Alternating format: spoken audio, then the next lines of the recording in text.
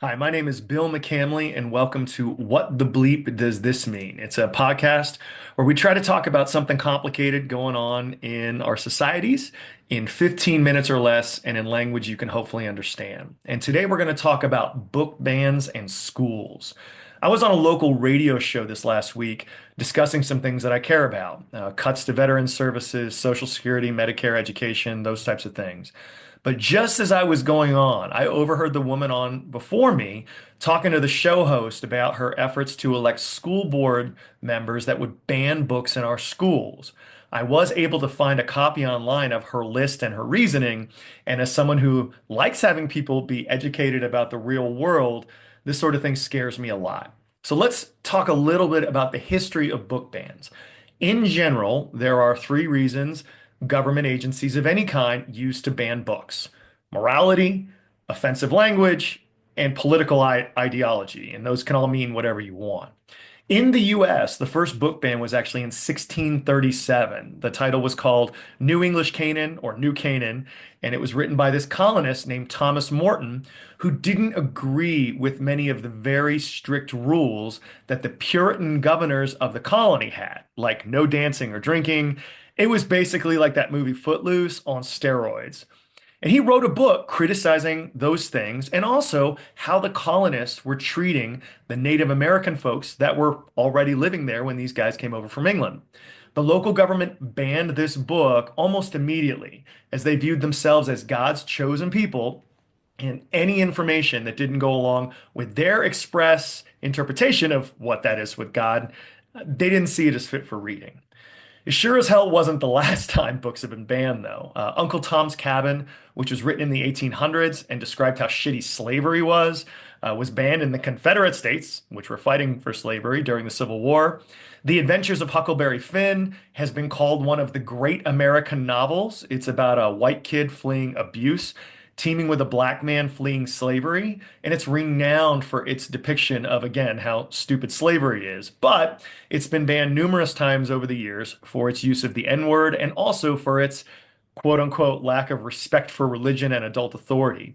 The Pentagon Papers is an interesting one. It's not technically a book, but they were classified documents put together by the US government describing the Vietnam War, 47 volumes. And a lot of it showed how the war was a failure. When both the New York Times and Washington Post decided to print parts of these, the president at the time, Nixon, tried to stop them in court. The court ruled, however, that they could be published, and they cited freedom of the press. And they, in 1971, were published, and this is widely considered a turning point in America's view of the war. At the time, Nixon's Justice Department considering filing criminal charges against these papers, and that is eerily similar to some of the things we're seeing out of today's Justice Department. But as we can see from these, efforts to ban books are nothing new. Today, though, we have seen a renewed focus nationwide to ban books in school libraries. In 2022, there were 1,269 attempts to ban books in American schools, which were more than twice as many as the year before in every state across the country. The American Library Association reported that they used to document 300 to 400 attempts per year, and they were always about specific books. Now, however, there are efforts to ban multiple titles, and 40% of these efforts included ban attempts of 100 books or more. The group pushing these bans calls themselves Moms for Liberty, and they claim to be a grassroots organization, but they were founded by the woman married to the chair of the Florida Republican Party. They're being funded by the Heritage Foundation, the authors of Project 2025. They were on the Rush Limbaugh show within the month after they were founded. And in the year after they were founded, they were on Fox News 14 times and Steve Bannon's podcast 16 times. Yes, that's Steve Bannon, the Trump advisor and ex-con, jailed for mail fraud and money laundering. This is also the guy that wants Trump to run illegally for president a third time. Anyway, their new strategy in their war against gay people, and that's kind of what this is about, has been to try and remove hundreds of books from school libraries. And they have been successful.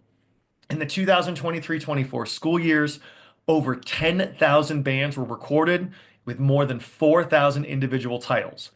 44% had characters of color, 30% had an LGBTQ character, 57% had sexual related content. And we'll talk about that in a second.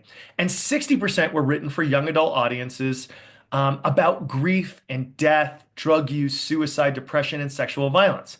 Things high schoolers deal with regularly. I know I came pretty close to doing some bad stuff to myself in high school. Some example of these books: The Color Purple. Alice Walker, the author, became the first black woman to win the Pulitzer Prize in 1983. It's about a black girl living in segregation, Georgia in the early 1900s and her experiences with child abuse, rape, female genital mutilation, and racism. It also has a gay character. It was named one of the most banned books in America and has been removed from school libraries from Florida to Nebraska. Killers of the Flower Moon. This book, written in 2017, describes a tragic part of American history. During the 1920s, a group of white settlers murdered a bunch of Native American people in Oklahoma to get control of the oil rights on reservations.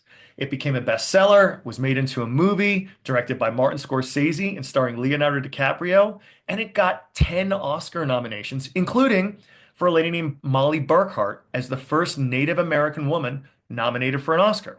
But the state of Oklahoma, where the events actually happened, passed a law in 2021 banning any teacher from educating a student that, and I quote, that they might feel a certain way. So a teacher in Northeast Oklahoma's Dewey High School refused to have students read Killers of the Flower Moon because of her concern that it could hurt her job and her school's accreditation. The law is still being debated in the court system, but Oklahoma did remove a teacher's certificate last year from a person who was trying to get students to read books on a banned list. Next up, Romeo and Juliet.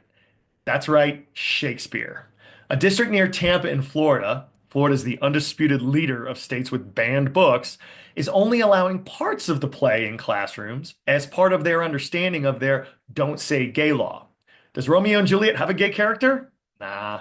But part of the plot of Romeo and Juliet is that they have sex because the whole point of the story is, the whole star-crossed lovers tragedy thing. But according to this new state law, any material that, quote, contains pornography or obscure descriptions of sexual conduct is out. So students aren't allowed to read the whole play in class. By the way, I played Tybalt, one of the characters, when I was in 6th grade in Romeo and Juliet, and I'm fine. This leads us to the issue of the day for the locals I ran into, and that word is pornography. What is pornography? Well, no one really knows. And in fact, when asked to describe what an obscenity was in a 1964 court case about a theater showing a French film regarding a woman having an affair, one of the justices just said, "I know it when I see it." But we know how the Heritage Foundation and National Republicans define pornography because it's in Project 2025.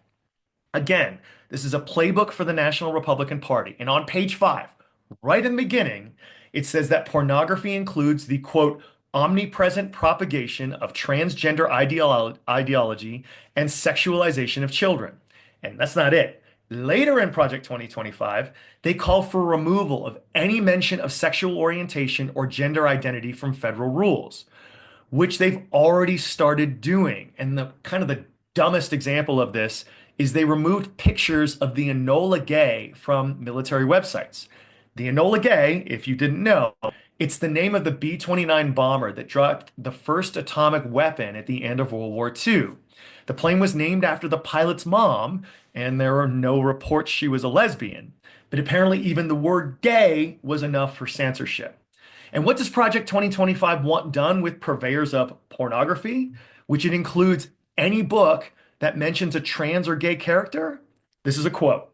"The people who produce and distribute it should be imprisoned. Educators and public librarians who purvey it should be classed as registered sex offenders. And telecommunications and technology firms that facilitate its spread should be shuttered." Yes, you heard that right.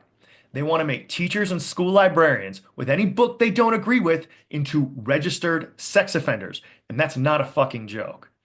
Locally, this is where it gets interesting. So again, I have that list of all the books that this lady wants to ban. There's 96 total titles. Only 15 of the authors are white men, and of those, 6 of them are openly LGBT. So it's pretty obviously what they're trying to do here. Remove any of these things with any kind of students of color, gay people, et cetera, and so on. And let's look at some of the titles. One of them is called The Little Black Book for Girls, girls with a Z. Yeah, this is a book that includes sex education with information on things like periods and pregnancy, birth control, STDs, and sexual assault, which again happens in our communities. But it was also written by teenage girls to give information and advice to people their own age. They know what they're going through. So why are we trying to ban something that young people might actually find relatable to their day-to-day lives? Another book, The Perks of Being a Wildflower. This book is about a 15-year-old boy's experience in high school, and the author is actually one of the few white straight ones that's asking to be banned here. The most sexually explicit graphic language is actually just about kissing, and there are references to a couple of gay guys having sex in a park. But it also includes descriptions about drug use, sexual assault, and abortion. Again, all things young people are gonna run into. The movie version of it, which came out in 2012 and was very successful, has a PG-13 rating, which, if my math is right, means that teenagers can watch it without a parent. So why are we trying to ban it from high schools? The Handmaid's Tale. This is a book about a future dystopia, so a not great society to live in, where women are basically made into machines that produce babies by a government that overthrows the Constitution, censors the press, and enforces their own rules based on their own version of Christianity. Women don't have access to birth control in this terrible future or abortion, and are furthermore not allowed to own property or read. I wonder why people who follow Project 2025, who specifically calls for getting rid of abortion and birth control, why they might not be for this. And speaking of that, while we're on religion, let's talk about one more book with a ton of sex and violence that is not on the list. And that book is the Bible. I want to make a very clear point here. I think the Bible should be in school libraries. It is massively historically relevant. And for me, Jesus' messages of love and compassion are super needed in a society where people like Elon Musk are out there saying we're all going downhill because of, and this is a quote, civilizational suicidal empathy. He basically thinks we're not doing well because we're being too nice to each other. However, those Jesus parts, they're not the only parts of the Bible. The book of Genesis describes a situation where two angels visit this dude, Lot. But an angry mob gathers outside his house and they want to gang rape these two guys. So Lot offers up his two virgin daughters to the mob instead. In the book of Samuel, another dude, Amnon, tricks his virgin half sister into his bedroom, rapes her, and then gets angry with her and kicks her out, locking the door behind her. In the book of Deuteronomy, the Bible encourages a law which says if a woman is raped in town, they should be stoned to death, the woman who was raped, because apparently she didn't yell loud enough for anyone to hear her. And it begs the question, if all these other books are on the list, and some of them don't even have as explicit languages in the Bible, why aren't they calling to ban the Bible from libraries? Look, the American Library Association has been a champion against these crazy ideas, saying the unfettered exchange of ideas is essential to the preservation of a free and democratic society. I agree. And if you do as well, join me in some things. I'm actually going to my next school board meeting to ask our school board members, who have been great on this issue, by the way, to keep strong and not banning these books.